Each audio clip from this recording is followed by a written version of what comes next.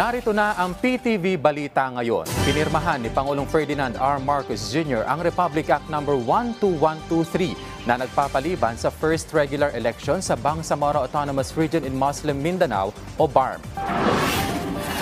Gaganapin sana ang eleksyon ng BARM sa Oktubre 13, 2025.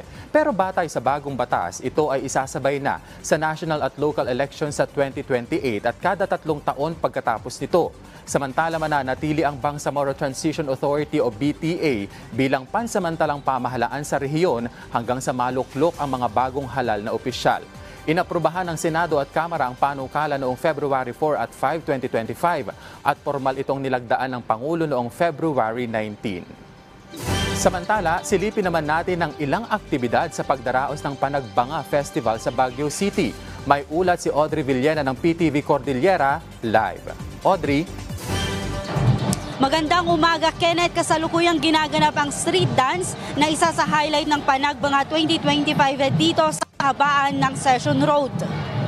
Kabila sa kategorya ang drum and lyre elementary category habang nagpakitang gilas rin ang mga festival dancers ng Baguio, Nueva Ecija, La Union at Kalinga.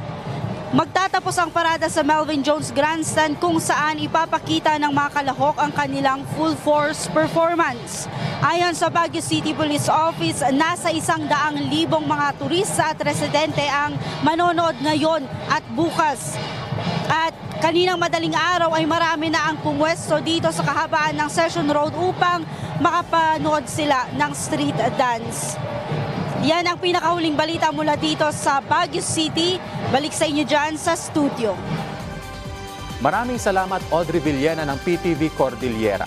At yan ang mga balita sa oras na ito. Para sa iba pang updates, i-follow at i-like kami sa aming Facebook at X account sa @PTVPH. Ako po si Kenneth Pasyente para sa Pambansang TV sa Bagong Pilipinas.